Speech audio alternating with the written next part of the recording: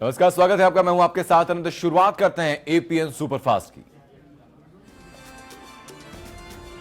उत्तर प्रदेश विधानसभा चुनाव में पार्टी उम्मीदवारों के समर्थन में प्रधानमंत्री मोदी पूर्वांचल में 5 और चुनावी जनसभाएं करेंगे। इसमें 2 चुनावी सभाएं वो देवरिया और महाराजगंज में आज करने जा रहे हैं। आज मोदी की रैली के लिए महाराजगंज और देवरिया में बीजेपी पार्टी कार्यकर्ताओं के साथ वहां की जनता भी तैयार है। इस रैली में पूर्व प्रदेश अध्यक्ष रमापति राम त्रिपाठी, सांसद पंकज चौधरी सहित कई नेता उपस्थित रहेंगे। देवरिया में आज की चुनावी रैली को देखते हुए यहां गेहूं की खड़ी फसल को कटवाया गया है।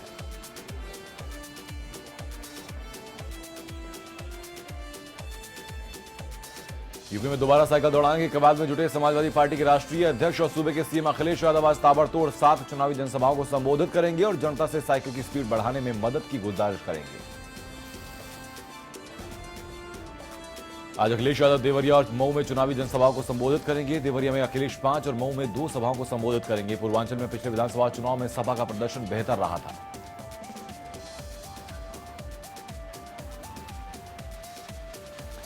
मिशन उत्तर प्रदेश में जुटे तमाम सियासी दल और उसके नेता अब बाकी बचे 2 चरणों के चुनाव प्रचार में जुटे हैं। इस कड़ी में जनता का मन मोहने आज मायावती सोनभद्र में चुनावी रैली को संबोधित करेंगी।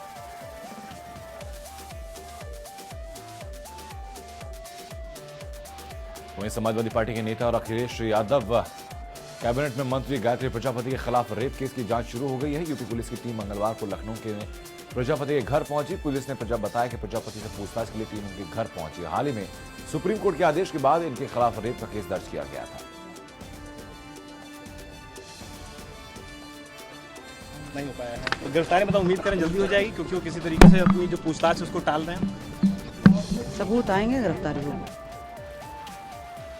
रेप के आरोपी मंत्री गायत्री प्रजापति की अभी तक गिरफ्तारी नहीं होने पर बीएसपी ने सीएम अखिलेश यादव पर निशाना साधा। बीएसपी नेता सुधींद्र भदौरे ने आरोप लगाया कि मुलायम सिंह यादव और अखिलेश यादव प्रजापति को संरक्षण दे रहे हैं।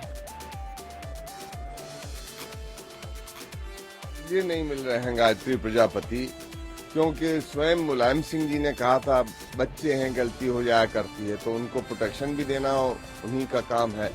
और समाजवादी पार्टी के ये उम्मीदवार भी हैं चुनाव के अंदर जिनको अखिलेश यादव का संरक्षण प्राप्त है। अखिलेश यादव चुनाव प्रचार में उनके लिए गए भी थे। इससे ये स्पष्ट हो जाता है कि अखिलेश यादव की छत्र छाया में ही इस तरह का अपराध उत्तर प्रदेश में पल रहा था 5 वर्ष। प्रजापति के खिलाफ गंभीर आरोप का रिपोर्ट दर्ज है सुप्रीम कोर्ट के आदेश से, और उसकी इन्वेस्टिगेशन जांच चल रही है और जांच के सिलसिले में तो जाया जाएगा, पूछा जाएगा, और उसी सिलसिले में कल कार्रवाई की गई है।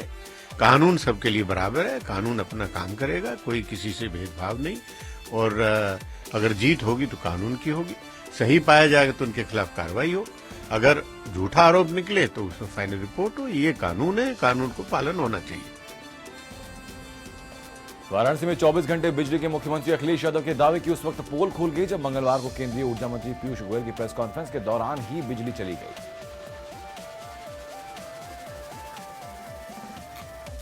यादव जी को पूछिए, अब सौगात तो आप लोग खाइए कि बिजली मिल रही है कि नहीं।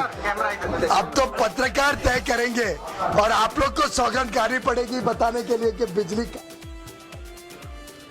लोकसभा में बीजेपी सांसद वरुण गांधी के निजी विधेयक पर विचार किया जाएगा, जिसमें प्रस्ताव किया गया है कि किसी क्षेत्र के 75% मतदाता अगर अपने सांसद और विधायक के काम से संतुष्ट नहीं है तो उन्हें निर्वाचन के 2 साल बाद वापस बुलाया जा सकता है। लोकसभा में बीजेपी के सांसद वरुण गांधी के निजी विधेयक पर विचार किया जाएगा, जिसमें प्रस्ताव किया गया है कि किसी क्षेत्र के 75% मतदाता अगर अपने सांसद और विधायक के काम से संतुष्ट नहीं है तो उन्हें निर्वाचन के 2 साल बाद वापस बुलाया जा सकता है। वरुण ने कहा कि तर्क और न्याय की जरूरत के तहत अगर लोगों को अपने प्रतिनिधि चुनने का अधिकार है तो अपने कर्तव्य निभाने में असफल होने वाले प्रतिनिधियों को वापस बुलाने का अधिकार भी जनता के पास होना चाहिए। जाको रखे साइयां मार सके ना कोई की कहावत एक बार फिर सच साबित हुई है। दरअसल कानपुर लखनऊ के बीच चलती ट्रेन के शौचालय में एक गर्भवती महिला ने बच्चे को जन्म दिया। नवजात शिशु शौचालय के रास्ते पटरी पर गिर गया, जिसे एक दंपति चरवाहा उठा के ले गया। दंपति ने नवजात को इलाज के लिए अस्पताल में भर्ती कराया, जहां उसकी हालत इस वक्त नाजुक बनी हुई है। ये दंपति उन्नाव रेलवे स्टेशन के निकट बकरियां चरा रहा था। उसे लखनऊ रेलवे ट्रैक पर एक नवजात शिशु पड़ा दिखाई दिया। शिशु की नाल तक नहीं कटी थी और इससे पता चलता था कि संभवतः चलती ट्रेन में शौचालय किसी गर्भवती महिला को अचानक प्रसव हुआ, उसका बच्चा नीचे गिर गया। इसे ईश्वर का चमत्कार कहा जाए या फिर विधि का विधान, नवजात शिशु पूरी तरीके से सुरक्षित रहा।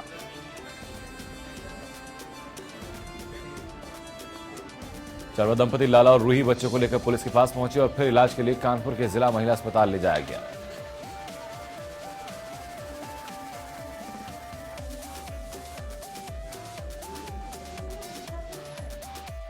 एक नंबर ये अपने शुक्लागंज स्टेशन पे ये बच्चा वहीं पड़ा हुआ मिला, कन्हारी समीद मिला हमें बच्चा।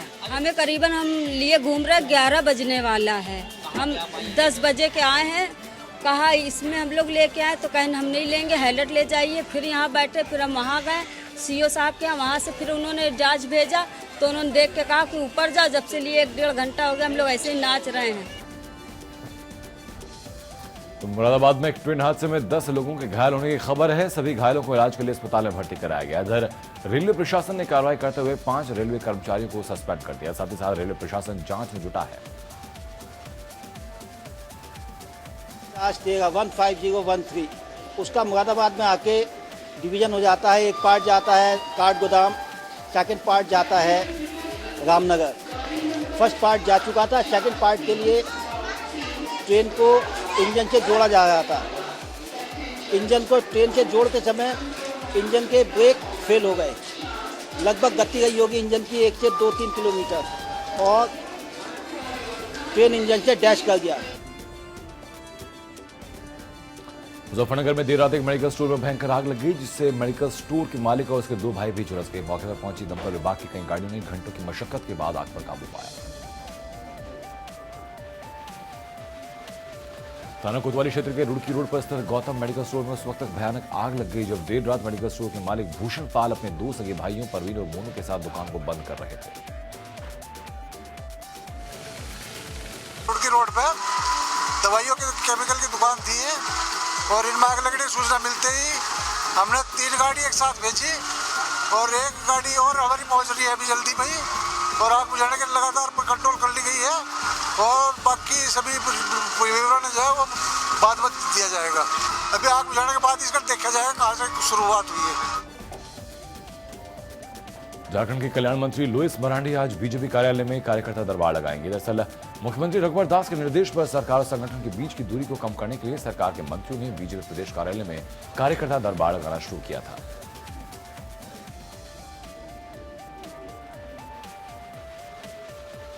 मुंबई महानगर पालिका के चुनाव के निर्णय आने के दिन से ही मुंबई में महापौर के पद के लिए राजनीतिक गतिविधियां तेज हो गई। शिवसेना और भारतीय जनता पार्टी एक दूसरे पर आरोप प्रत्यारोप लगाने में कोई कसर नहीं छोड़ रही।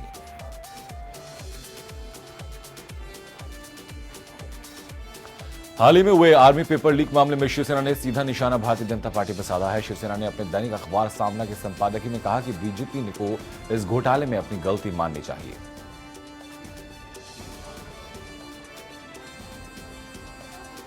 आज से जब आप अपने खातों से पैसे निकालेंगे या जमा करेंगे तो आपको भारी फीस बैंक को अदा करनी होगी। इसके लिए ये कोशिश डिजिटल ट्रांजैक्शन को बढ़ावा देने की नजर से देखी जा रही है।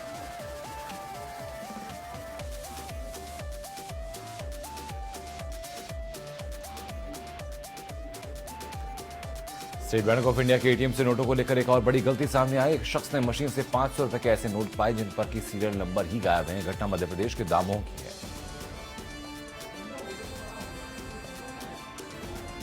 नए नोटों को लेकर गलतियां और धांधियां थमने का नाम नहीं ले रही। हाल ही में दिल्ली में एसबीआई के एटीएम में चिल्ड्रन बैंक ऑफ इंडिया का 2000 का नोट निकला। एटीएम से ऐसा नोट मिलने पर देश का सबसे बड़ा बैंक सवालों के घेरे में आ गया।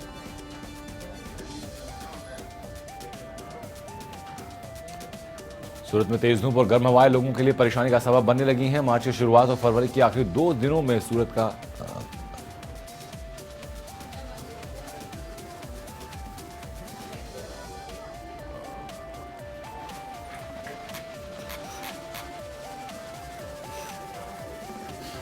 होनहार वीरवान के हो चिकनीपात इसे सच कर दिखाया है। पंजाब अमृतसर के 3 दिव्यांग बच्चों ने भगवान ने इन्हें सामान्य बच्चों की तरह तो नहीं बनाया, लेकिन हौसला उनसे कहीं ज्यादा है। इन बच्चों ने दिव्यांग बच्चों के लिए आयोजित स्पेशल ओलंपिक में मेडल जीतकर अपने शहर का मान बढ़ाया।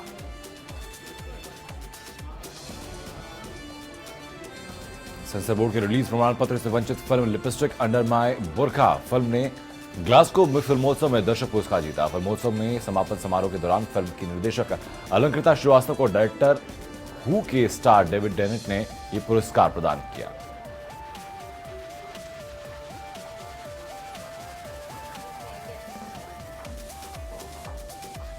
फिल्म बाहुबली द कंक्लूजन 2 का ऑडियंस बेसब्री से इंतजार कर रहे हैं। इसी साल 28 अप्रैल को रिलीज होने जा रही इस फिल्म से दर्शकों को जवाब मिल जाएगा कि आखिरकार कटप्पा को किसने मारा।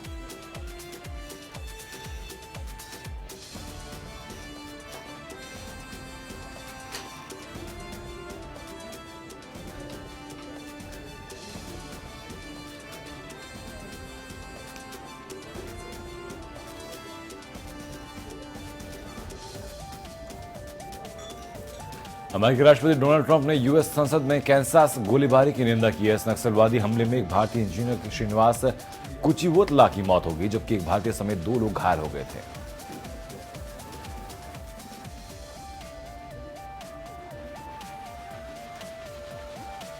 उन्होंने कहा कि वो घृणा फैलाने वाली घटनाओं के हर स्वरूप की निंदा करते हैं। अमेरिकी कांग्रेस में कैंसास गोलीबारी के पीड़ितों के 1 मिनट के लिए मौन रखा गया।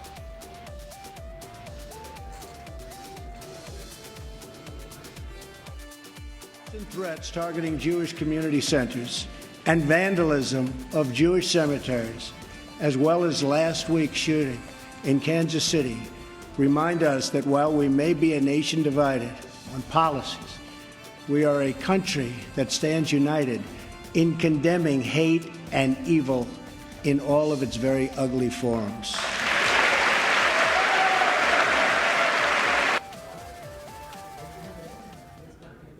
और फिलहाल इस बुलेटिन में सिर्फ इतना ही, रुकेंगे ब्रेक के लिए। आप देखते रहिए एपीएन। नमस्कार।